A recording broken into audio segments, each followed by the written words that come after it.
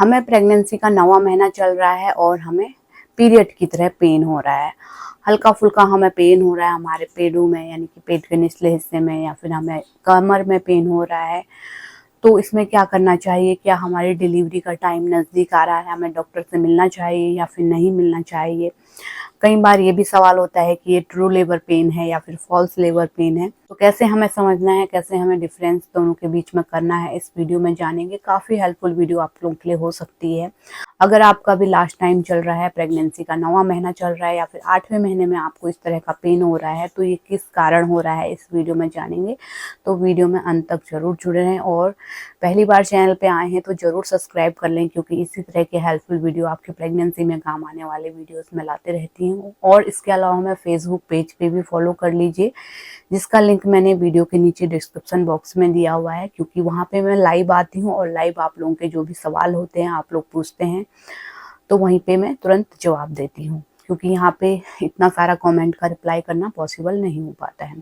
तो चलिए टॉपिक के ऊपर बात कर लेते हैं कि हमें 9वें महीने में पीरियड की तरह पेन हो रहा है, ये क्यों हो रहा है। देखिए, 9वें महीने में आपका जो बेबी बम्प है काफ़ी ज़्यादा बढ़ जाता है, आपके बच्चे का साइज भी काफ़ी ज़्यादा बढ़ जाता है।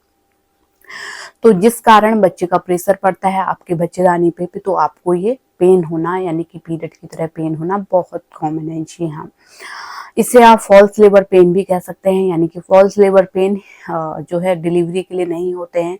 ट्रू लेबर पेन जो है वो डिलीवरी के लिए होते हैं। कैसे पहचानना है? जैसे आपको जो फॉल्स लेबर पेन है वो थोड़े देर आएंगे फिर बंद हो जाएंगे, यानी कि आपने रेस्ट किया, इधर उधर वॉकिंग करी, आपका जो पेन है वो सही हो गया। और जो फॉल्स लेबर पेन है वो जैसे अभी आया, तो जैसे इसके बाद सीधे शाम को आ रहा है या फिर अगले दिन आ रहा है ना, या फिर 4-5 घंटे बाद आ रहा है, तो इसे हम फॉल्स लेबर पेन कहते हैं, जो कि रेगुलर नहीं रहता है। और ट्रू लेबर पेन जो कि सच में आपकी डिलीवरी होने वाली है उसके लिए आ रहा होता है, तो वो होता है जैसे आपको अभी पेन शुरू हुआ फिर 10 मिनट बाद शुरू हुआ, यानी कि वो बंद नहीं होगा, यानी कि 10 मिनट के अंतराल में आ रहा है तो हर 10 मिनट के अंतराल में आएगा और ये बढ़ते रहेगा। पहले पीरियड की तरह पेन होगा, फिर धीरे धीरे दर्द थोड़ा बहुत बढ़ते रहेगा, क्योंकि जो आपकी बच्चेदानी का मुंह है वो धीरे धीरे खुल रहा होता है। बच्चेदानी अकड़ रही होती है, कॉन्ट्रैक्शन आ रहे होते हैं और आपके बच्चेदानी का मुंह खुल रहा होता है, बच्चा नीचे की ओर खिसक रहा होता है, जिससे कि जो नॉर्मल डिलीवरी की प्रोसेस है आपकी शुरू हो जाती है।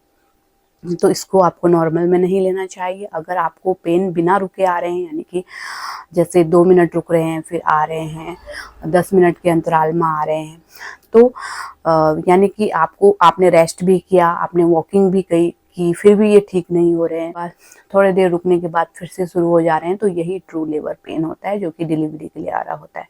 तो आपको तुरंत डॉक्टर के पास जाना चाहिए। इसमें आपको नेग्लेक्ट यानी कि लापरवाही नहीं करनी चाहिए। तो इस तरीके से आपको समझना है। बाकी हल्का फुल्का पेन होना, पीरियड की तरह आपके पेड़ों में पेन होना, कमर में दर्द होना बहुत कॉमन है, क्योंकि बच्चेदानी के ऊपर जोर पड़ता है, प्रेशर पड़ता है, जिससे कि हमारी कमर में भी पेन रहता है और हमारे पेट में भी पेन होता रहता है। पीरियड की तरह आपको ऐसा लगेगा कि अब जो है डिलीवरी के लिए पेन शुरू हो जाएंगे, लेकिन पूरा दिन गुजर जाएगा, डिलीवरी के लिए पेन आपको शुरू नहीं होंगे, थोड़ी देर बाद अपने आप ठीक हो जाएंगे। तो इस चीज़ में आपको टेंशन नहीं लेना है, इसको नॉर्मल में लेना है। ये चीज़ें होते रहती हैं। सेकंड बार आप अगर माँ बनी हैं तो ये चीज़ें थोड़ा बहुत बढ़ जाती हैं, यानी कि पहली प्रेगनेंसी में उतना पता नहीं चलता और दूसरी प्रेगनेंसी में ज़्यादा आपको पेन हो सकता है, यानी कि पीरियड की तरह ज़्यादा पेन हो सकता है। पहले में आपको पता नहीं चला पूरे 9 महीने, क्योंकि बच्चा जब बच्चेदानी में पूरे 9 महीने रहता है तो कुछ तो असर होगा ही अंदर, है ना, क्योंकि बच्चे का पूरा भार आपके बच्चेदानी पे जा रहा है। और सेकेंड टाइम आने तक आपकी बच्चेदानी थोड़ी बहुत कमज़ोर भी हो जाती है, तो वहाँ पे जो है आपको पेन ज़्यादा अनुभव होता है, पेन का ज़्यादा पता चलता है। तो दूसरी बार आपको ये चीज़ें ज़्यादा फील हो सकती हैं, तो ये बहुत कॉमन है। आप रेस्ट कर लीजिए लास्ट के टाइम पे, ज़्यादा भारी सामान मत उठाइए, हैवी लिफ्टिंग मत कीजिए, ज़्यादा झुक के आपको भारी सामान नहीं उठाना है। इससे क्या होता है कि आपको प्रॉब्लम आ सकती है, आप गिर सकती हैं प्रेगनेंसी के दौरान। तो ये चीज़ें आपको नहीं करनी है। हल्के फुल्के जो भी काम आपको डॉक्टर ने कहे हैं, अगर आपकी प्रेगनेंसी नॉर्मल है, हाई रिस्क नहीं है, यानी कि हाई रिस्क मतलब ट्विंस प्रेगनेंसी है, जुड़वा बच्चे हैं, तो आपको ज़्यादा प्रॉब्लम, अगर प्रेगनेंसी के दौरान आपको ब्लीडिंग की हिस्ट्री है, तो यहाँ पे आपको ये चीज़ें नहीं करनी है, एक्सरसाइज वगैरह। इसके अलावा प्लेसेंटा प्रीविया है, आंवल जो है नीचे की ओर है, तो यहाँ पे आपको ये चीज़ें नहीं करनी पड़ती हैं। ज़्यादा आपको एक्सरसाइज योगा वगैरह करने के लिए डॉक्टर मना करते हैं। लेकिन अगर आपको ये सारी प्रॉब्लम नहीं है तो आप नॉर्मल तरीके से अपनी लाइफ जी सकते हैं, है ना। आप जो भी काम कर रहे थे, जो भी एक्सरसाइज कर रहे थे वो कर सकते हैं। पेन होना बहुत कॉमन है। एक चीज़ आपको ध्यान रखना है कि पेन के साथ साथ अगर आपको म्यूकस प्लग डिस्चार्ज हो रहा है, यानी कि जेली टाइप का डिस्चार्ज हो रहा है, तो यहाँ पे आपको हो सकता है 24 घंटे के अंदर आपकी डिलीवरी हो जाए, क्योंकि जो म्यूकस प्लग होता है वो बच्चेदानी के मुंह से ही निकलता है और उसके बाद धीरे धीरे बच्चेदानी का मुंह खुलता है, बच्चा नीचे की ओर खिसकता है। तो ये चीज़ हो रहा है, तो ये चीज़ आपको नेग्लेक्ट नहीं करनी है, डॉक्टर से इन्फॉर्म आपको करना है, डॉक्टर से आपको मिलना है।